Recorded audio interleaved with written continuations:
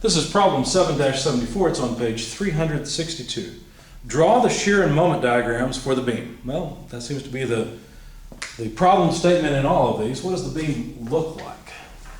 Well, it's a fairly complicated beam. We've got 2-point loads, one concentrated moment load and one uniform distributed load. And it looks something like this. Got a reaction AY at point A. Because of course that end is, looks like it's pivoted.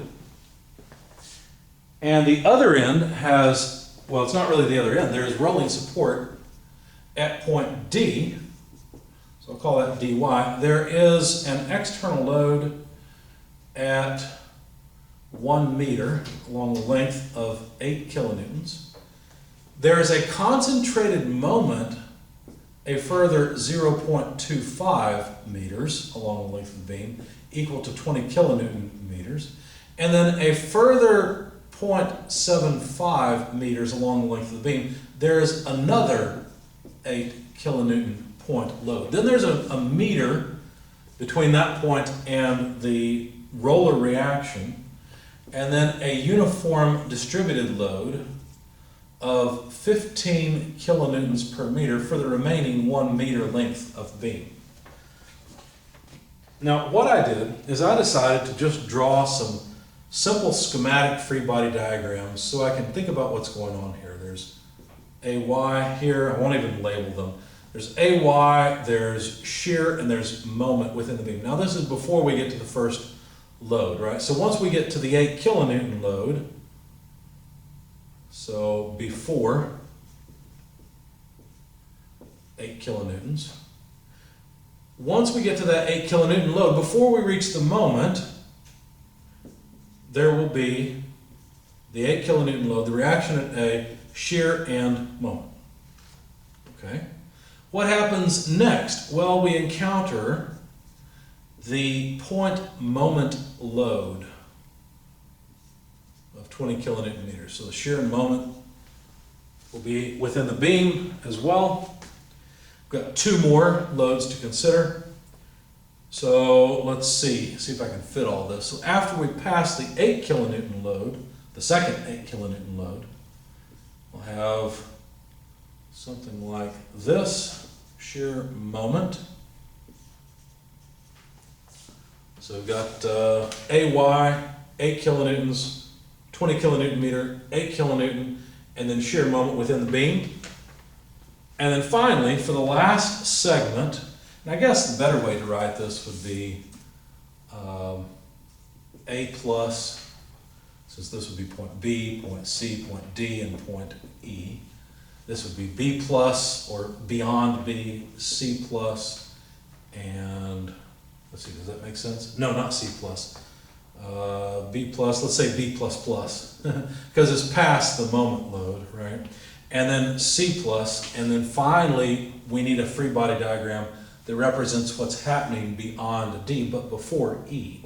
So let's say D plus, reaction A, 2 8 kilonewton loads, 20 kilonewton meter load, shear and moment, but now we're into the distributed load. So some distributed load here, although of course it's broken off there. It's not all of the distributed load.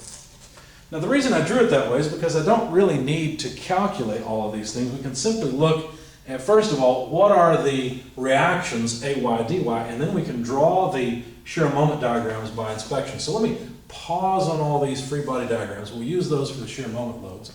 And let's get reactions. So summing moments about point A should yield dy. All right, so minus 8 kilonewtons times 1 meter. That takes care of the moment of the first 8 kilonewton load. Minus 20 kilonewton meters, because of course that is a negative moment concentrated at this point.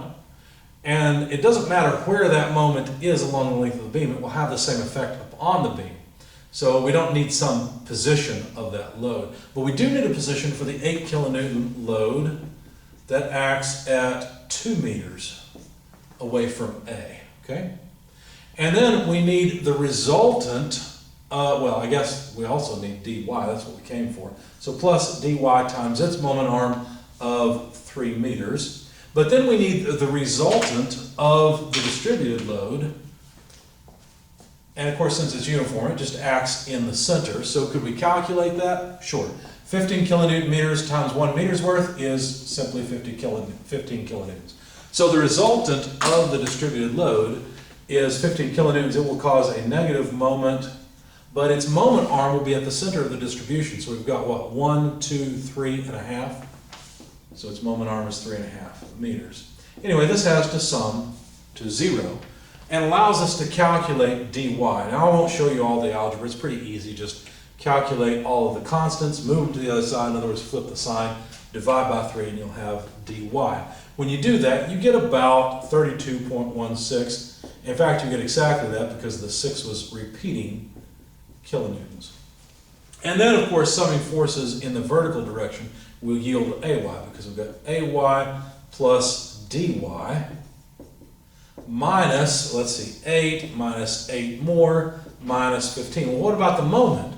Well, don't worry. The moment is the effect of this concentrated moment does not appear directly here. It appears indirectly in the value of dy, you see. It's affected the value of dy. But the sum of forces come out to 0, and so from it we can calculate ay. And I'll just jot down what I got. I got ay is actually a negative 1.16 repeating kilonewtons. So there are the reactions that we needed, and that was the whole point in the overall free body diagram. So that's not really the interesting part. The interesting part is the shear and moment as we move along the length of the beam. So let's make a shear and moment diagram. Of course, the shear will have units of kilonewtons, and the moment will have units of kilonewton meters. So let's add that in, kilonewton meters. We'll put an x-axis, a little bit lower here, x in meters. And let's make a note about some interesting positions. So 1 meter, 2 meters, let's see, that put us right here, 3 meters, 4 is the end of the beam. Of course, along the way, maybe 1.25 is an interesting point because that's where the concentrated moment occurs. And let's see if we can come up with the shear diagram just from what we know. Well, if we look at this free body diagram, we can tell that the shear is equal to the reaction AY. Right? They're just equal and opposite. So negative 1.16 will be the magnitude of the shear at the beginning. And in fact, it will be constant all the way until we reach the first point load of 8 kilonewtons. What does that point load do? It moves the shear down by 8 kilonewtons. So if we move down by 8 kilonewtons, I hope I have enough space here, we will end up at negative 9.16 repeating kilonewtons, and that will remain constant. Notice that the moment will not appear in the sum of force equation even after we move past it, past the position of 1.25 meters. So the shear will remain constant at negative 9.16 kilonewtons. As we then further pass the second point, we've got to move down another 8 kilonewtons. So that would be negative 17.16, just adding 8 to 9.16. And so the shear will move down at 2 meters, down to negative 17.16, and will remain constant until we hit the 3 meter mark. At the 3 meter mark, we add 32.16 kilonewtons. So the 0.16 will cancel. Basically, we add 32 to 17, or we subtract 17 from 32. That brings us up to 15 kilonewtons. So not quite as high as we were far down below. And then what happens? Well, then the distributed load starts to add more and more, well, take away more and more from the shear. The shear no longer has to do as much work as if you will. Notice that loads that point downward move the shear diagram downward. It's the same for distributed loads. So the distributed load moves the shear downward, but we're at a positive point here, whereas this positive point load moved the shear up. That's the whole point in the sign convention of having shear positive downward, and you'll see y for the moment in a second, that counterclockwise on the right face is positive as well. Anyway, the point is that this shear load is going to move the shear diagram down by 15 kilonewtons at a constant rate of 15 kilonewtons per meter. We moved by 1 meter, so we dropped by 15 kilonewtons. So the slope of this diagram, the shear diagram, is equal to the distributed uniform load. Okay? So there's our shear diagram, more by inspection than anything else. What about the moment? Well, notice that the moment has to begin at 0 because there's nothing at A that can provide a moment to the beam, so there's no need for the beam to have any internal moment within the material. Okay? All right, so how does the moment change? Well, the moment is simply the integral of the shear, isn't it? So all we need to do is calculate this area. Well, that's easy. It's 1 times negative 1.16. So obviously the moment moves down by negative 1.16 repeating kilonewton meters. Well, that's easy. What about the movement of the moment due to this other area? Well, all we have to do is take 1 meter width times 9.16. Of course, it's negative. So that'll move down by 9.16 kilonewton meters. However, notice that something interesting happens here. There is a concentrated moment that occurs at 0.25 meters. And so really what we need to do is break up this area into 2 parts. This first bit over here, let me use a different color.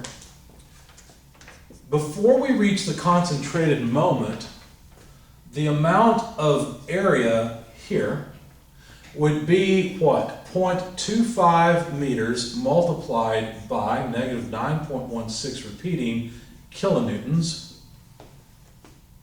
And that is the amount we need to move down from 1.16. So this is the change in the moment that we need by the time we get to x equal to 1.1 or 1.25 meters. Okay? So the magnitude of the actual moment itself at this point, I don't want to make that too aggressive, but I want you to see that it goes down. It doesn't continue along this line, it actually goes down at a steeper rate, which makes sense because the moment, or the shear is more negative, right? But the amount it goes down would be this change plus negative 1.16. Now this is of course a negative change. And when you take 25% of 9.16 and add it to 1.16, what you get is a value, let me erase my line here so I've got room to write it, of negative 3.4583 repeating kilonewton meters. Now, why did I break it up this way? Shouldn't I just continue with area? Well, actually, there's a concentrated moment of 20 kilonewton meters. Now, what this will do is cause a moment, well, let's see, that will actually add to these two. Okay? Now, this concentrated moment will cause a motion upward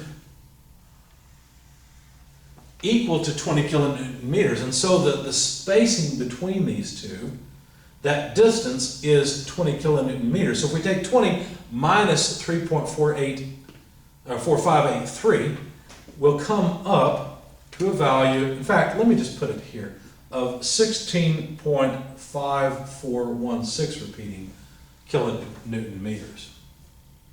And then we can consider what happens with the rest of this area,